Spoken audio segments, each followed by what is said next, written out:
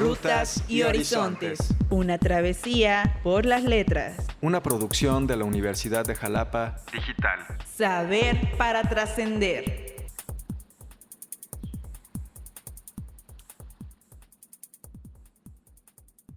Muy buen día.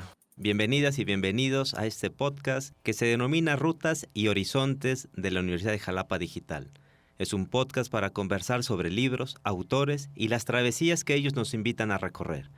Hoy tenemos el gusto y el orgullo de contar con dos grandes invitados, dos grandes académicos, creativos, creadores, que están con nosotros y vamos a escuchar precisamente una historia, una ruta y sobre todo un horizonte que nos dejan las letras. Quiero presentar en este momento al doctor Guillermo Arrioja Carrera, quien es nuestro invitado en este podcast que es de inauguración, y también tenemos el orgullo de contar con el maestro Óscar García Soberano, otro gran invitado, y que tenemos el orgullo de contar con estas dos personalidades al día de hoy. Guillermo, ¿cómo estás? Hola, ¿qué tal? Muy buen día. Pues muchas gracias por la invitación y muy interesado en comenzar este diálogo. Gracias. Óscar, ¿cómo te encuentras hoy? Bien, gracias. Pues acepto y agradezco el espacio, la invitación para discutir sobre libros, qué mejor, ¿no? Claro, ¿no? Tanta necesidad que tenemos, ¿no? De leer, pero también de discutirlos, ¿no? No solo de que se queden con nosotros. Pues un poco la dinámica de este podcast son 3 etapas donde vamos a ir describiendo, ¿no? Las rutas, ¿no? Y llegar a un horizonte que nos den estas lecturas. Son libros que en este caso Guillermo nos hablará de un libro, Óscar nos va a hablar de otro libro. Vamos a entrelazar, ¿no? Un poco esas historias, pero no vamos a decir de entrada, ¿no? Ni el autor ni el título del libro, sino hasta el final, ¿no? Y para esta dinámica, pues vamos a dar inicio. El primer cuestionamiento que tenemos es sobre la primer cita. ¿Quién es nuestro acompañante en esta ruta?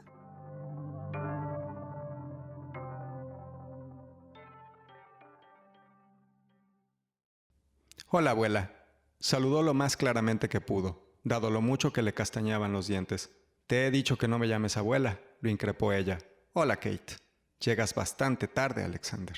¿No quedamos en que me ibas a recoger en el aeropuerto?, replicó él, procurando que no le saltaran las lágrimas. No quedamos en nada. Si no eres capaz de llegar al aeropuerto a mi casa, menos serás capaz de ir conmigo a la selva, dijo Kate Coyd. Quítate la chaqueta y las botas. Voy a darte una taza de chocolate y prepararte un baño caliente, pero conste que lo hago solo para evitarte alguna pulmonía. Tienes que estar sano para el viaje. No esperes que te mime en el futuro, ¿entendido? La primera cita que nos describe, pues obviamente al autor o la autora, ¿no? Es decir, ¿quién es nuestra compañera o compañero de travesía en esta ocasión? Si quieres empezamos contigo, Guillermo. Claro, pues en esta primera cita se refleja el interés de establecer una dinámica entre dos de los personajes principales de la historia, donde existe además una clara diferencia en cuestiones de edad. Están vinculados consanguíneamente, pero no conviven del todo. Y es una manera de establecer este intercambio a partir de un diálogo, donde desde el principio se nota ciertas tensiones, un poco accidentado, como comento, por la diferencia de edades, pero también por el momento de la vida en los personajes. ¿Y qué destacarías del autor o del autor con respecto a esta parte? La propia historia de la autora ha sido precisamente en esta posibilidad o imposibilidad de estar cercana a su familia por cuestiones políticas. Entonces, el enfoque, ¿no?, de este libro, en realidad, que podría llamarlo de un corte de aventura, tiene este trasfondo familiar y de además tener que sobrepasar estos obstáculos, ¿no?, en una dinámica también pues multicultural. Claro, excelente. ¿Quién es nuestro acompañante en esta ruta?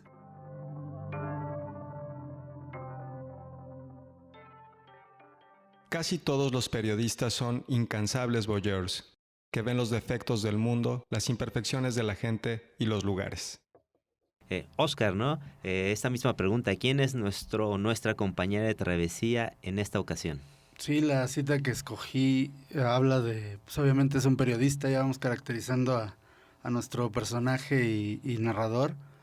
Casi todo el libro está él un poco haciendo comentario y indagando en cuestiones que está, digamos que en una especie de diálogo con una persona que es dueña de un motel y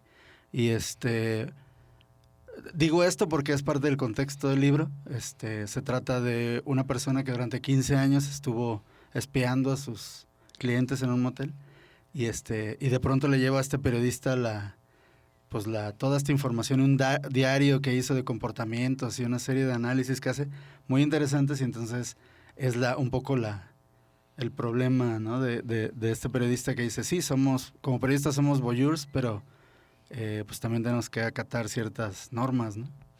Claro, pero ya hay algunas pistas, ¿no? de los autores, de las autoras, ¿no? En este sentido. La segunda parte, que para nosotros es clave, ¿cómo es la ruta que vamos a recorrer hoy, que es parte de la trama? Me gustaría mucho, Guillermo, ¿no? Que nos dieras esta ruta, ¿no? Con los detalles necesarios para conocer este libro.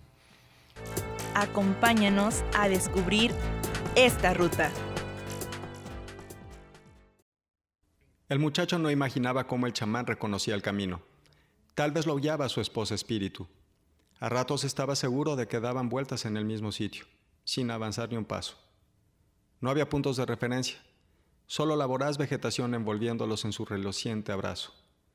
Quiso consultar su brújula, pero la aguja vibraba enloquecida, acentuando la impresión de que andaban en círculos.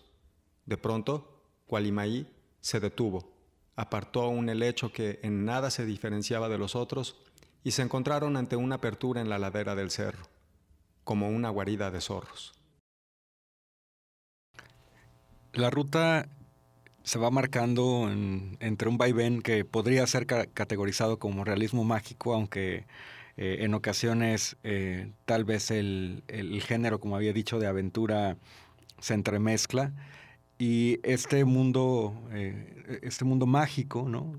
Desde la perspectiva de uno de los personajes es muy natural, tiene incluso pues este trabajo dentro de la narrativa que está vinculado con los documentales y con la escritura más bien periodística.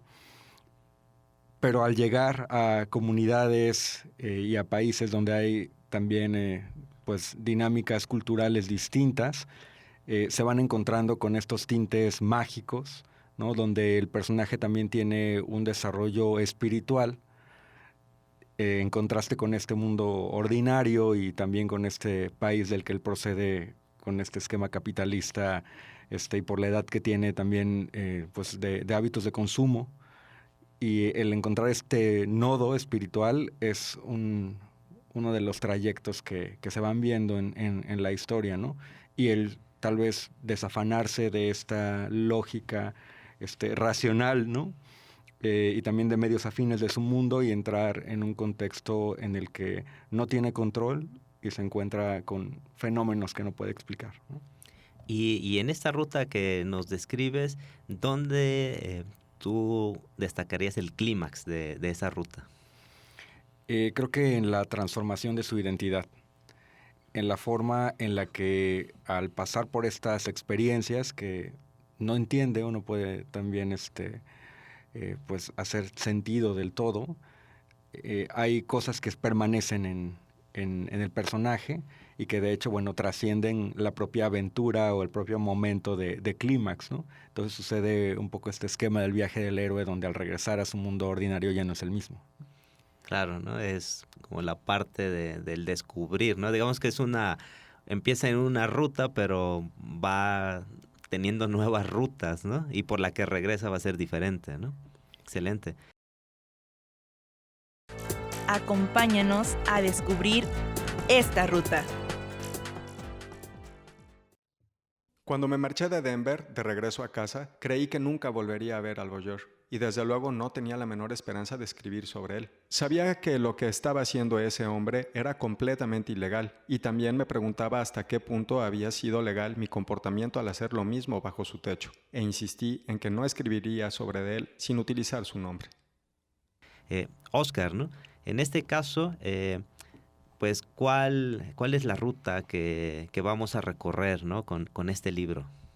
Sí, para arrancar eso también quisiera explicar que el autor es una persona pues muy importante para el periodismo, digamos, mundial, porque es de los inauguradores, o él es el padre del periodismo literario, este periodismo que tiene que ir a ciertas cuestiones de hechos reales, procesarlos, pero presentarlos de una manera mucho más inteligente y depurada.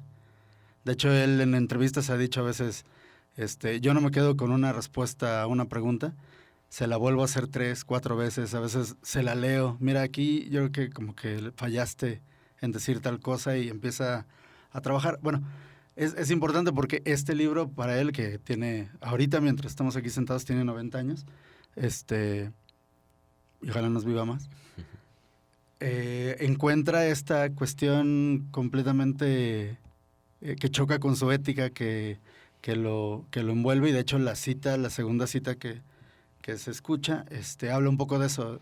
Todavía esta renuencia al no poder verificar los datos, porque como les dije, son 15 años de espiar a gente y de la cual no podían verificar muchas de las cosas que contaban, pues solamente tenía que confiar en este señor que lo había visto todo.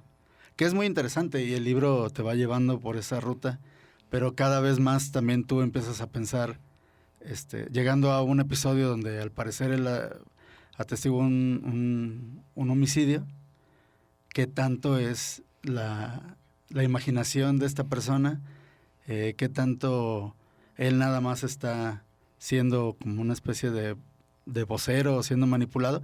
Y por eso en la cita oímos que él dice, yo seguía pensando hasta cierto punto, hasta nuestra primera entrevista física, que no iba yo a publicar nada sobre él.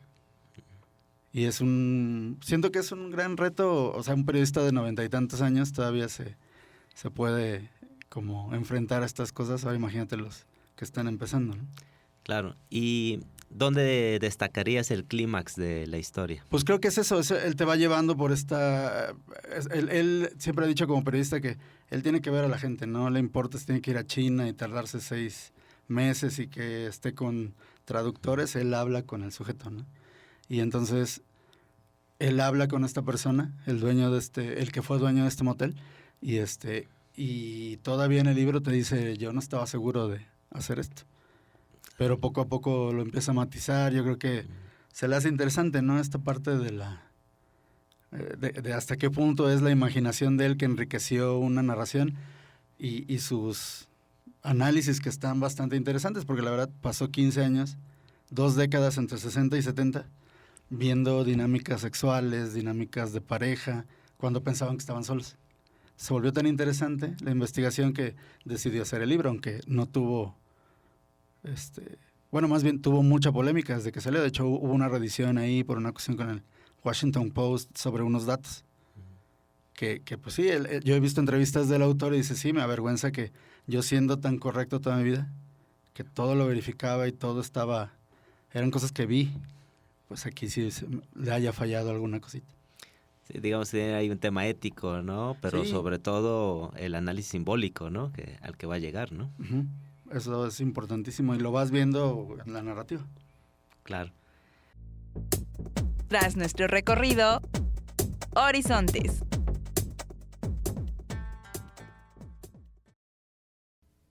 Necesito ver esas bestias y fotografiarlas, Alexander. ¿Para qué? ¿Para un artículo en una revista? Eso sería el fin de esas pobres criaturas, Kate. Vendrían a cazarlas para encerrarlas en zoológicos o estudiarlas en laboratorios. Algo tengo que escribir. Para eso me contrataron. Escribe que la bestia es una leyenda, pura superstición. Yo te aseguro que nadie volverá a verlas en mucho, mucho tiempo. Se olvidarán de ellas.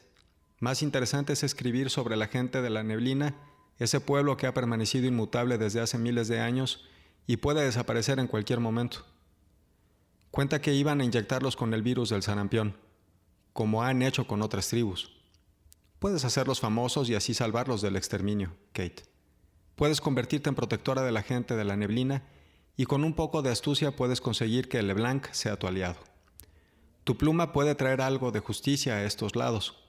Puedes denunciar a los malvados como Carías y Ariosto, cuestionar el papel de los militares y llevar a Omaira Torres ante los tribunales. Tienes que hacer algo, o pronto habrá otros canallas cometiendo crímenes por estos lados con la misma impunidad de siempre.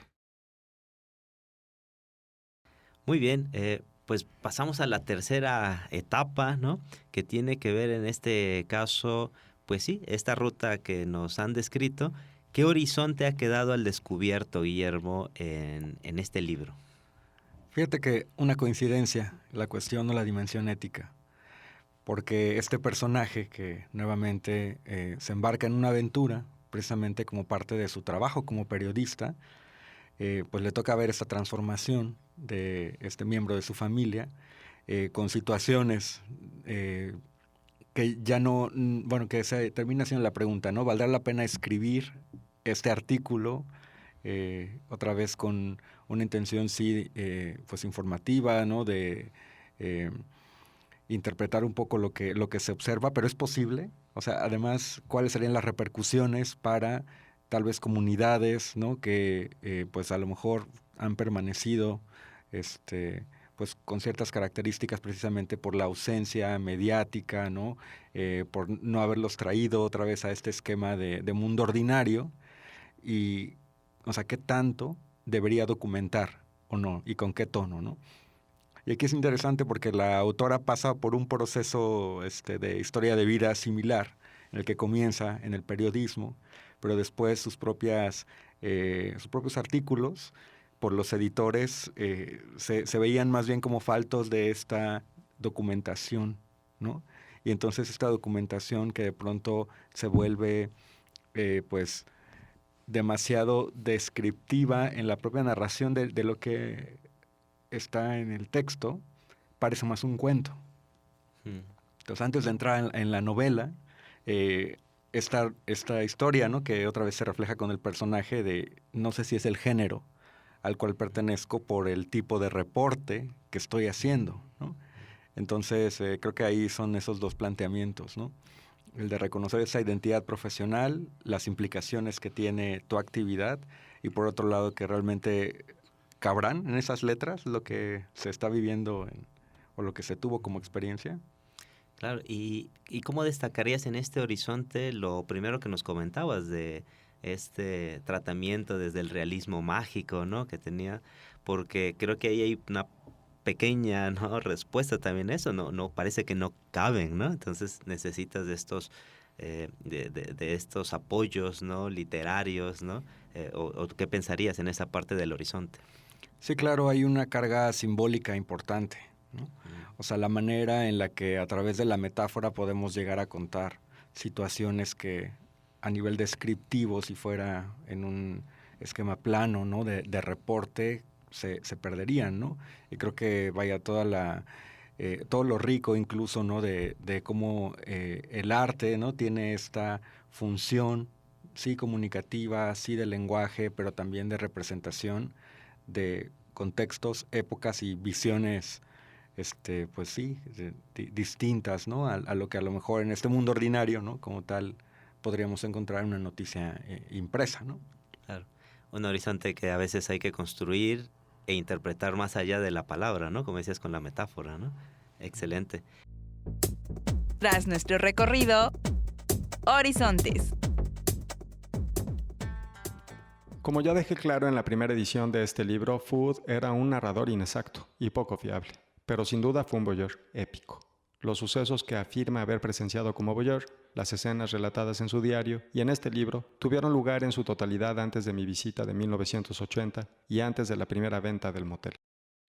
Oscar, ¿no? Esta misma pregunta, en esta ruta que nos has trazado del libro, ¿qué horizonte ha quedado al descubierto? Pues como decía, está ahí envuelta la cuestión ética. De hecho, uno de los factores que hicieron que el autor se determinara a publicar es que el dueño del motel, el que había sido dueño del motel, el que había hecho la investigación o el voyeurismo, diera su nombre, saliera a la luz, ¿no? Porque él le pedía guardar el anonimato y él se enfrenta a esta cuestión como de, bueno, tú no le diste ese privilegio a la gente de la que estuviste admirando sus interacciones, entonces pues tienes que salir un poco, ¿no? Y creo que es bastante interesante y es un poco lo mismo. También a veces este tema es súper interesante porque el primer contacto entre los dos fue en 1980 y hubo un largo proceso hasta que en 2016 se publica, precisamente por eso, ¿no? Convencerlo, conocer el asunto. De hecho, por ahí está mencionado en alguna de las citas que el mismo autor hizo el acto del voyeurismo, ¿no? Él hasta habla de su propia obra como ha sido también un poco así. Dice, bueno, yo les pido permiso, pero he sido indiscreto, he trastocado algunas esferas de la intimidad porque, aunque ya tengo permiso, pero que podría ser que en ese momento lo revocaran, ¿no? Tiene el autor un libro muy famoso que se llama, que fue una cosa que se publicó en una revista, pero se volvió libro, que se llama Sinatra tiene un resfriado. Precisamente en lugar de tomar el lado más farandulero de esta cuestión, él se va por otras cuestiones y narra cosas más cotidianas, ¿no? Que a un gran artista puede ser que le molesten más a que hables mal de su disco, a lo mejor. Sí, claro. Entonces, creo que eso, ¿no? Ese tacto que tiene el autor y pues esa experiencia que aún así se ve, se sale de su zona de confort, ¿no? Y casi siempre. Y en esta parte que nos trazabas en la ruta, ¿no? Para dibujar el horizonte, pues de que está en el motel, ¿no? Algunos, digamos, simbolismos o algunos significados que puedas destacar, ¿no? De esa observación de tantos años, ¿no? Sí, dice que, bueno, necesariamente sabemos que el tipo lo hacía por alguna cuestión ahí de filia, ¿no? O algún, podríamos decir, trastorno, ¿no? De modificar su motel para poder el espiar, pero de todos modos ahí él recoge cuestiones muy interesantes, como se queja de por qué parejas tan atractivas se la pasan viendo la tele y él con el control y ella haciéndole. Y también habla un poco de la soledad, cuando espiaba gente que estaba completamente sola, cómo se comportaban y cómo... estamos hablando de americanos, ¿no? Porque esto fue en Denver, pero que casi siempre cuando una persona estaba sola en su motel pensando,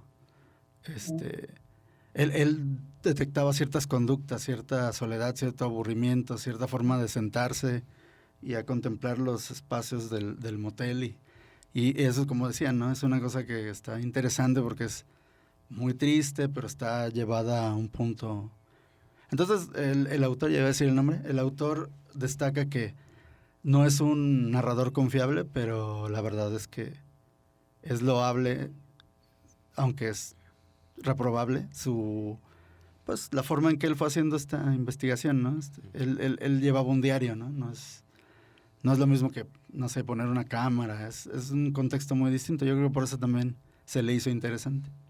Claro. Y el libro no te deja, no te suelta. Perfecto, pues hemos llegado a dibujar tanto las rutas como los horizontes. Es momento de descubrir, ¿no? Tanto al autor como el título del libro para invitarlos a leerlo, a recorrerlo, ¿no? En este caso, Guillermo, pues si nos revelas. Claro, pues es Isabel Allende, el libro de La ciudad de las bestias, que es este ejercicio que hace a principios de los 2000 por entrar también con un nuevo tipo de lector, que es más joven. Y pues el esquema, ¿no? que maneja, sin extenderme demasiado, en sus novelas, ¿no? Siempre la figura militar, por su historia de vida, está presente, estas jerarquías, ¿no? Las figuras de poder, dentro de esta narrativa que se mezcla entre lo latino, ¿no? La espiritualidad, pero vista otra vez entre este juego, entre el mundo ordinario y mágico, que la línea no está tan clara y entonces el común denominador de lo que ella escribe siempre está en ese tono. Muchísimas gracias, Guillermo. Óscar, ¿no? Si nos revelas el autor y el título del libro. Sí, el título del libro es El Motel del Voyeur y escrito por Gay Talis. Perfecto. Pues hemos llegado al final, ¿no?, de nuestro programa Rutas y Horizontes en la Universidad de Jalapa Digital, este podcast para conversar sobre libros, autores y las travesías que ellos nos invitan a recorrer. Quiero agradecer enormemente aquí al doctor Guillermo Arrioja Carrera, al maestro Oscar García Soberano por su participación y decirles que ha sido toda una aventura en esta ruta y en este horizonte. Sin más, nos despedimos, agradecemos y nos vemos en el siguiente programa. Gracias. Saber para trascender.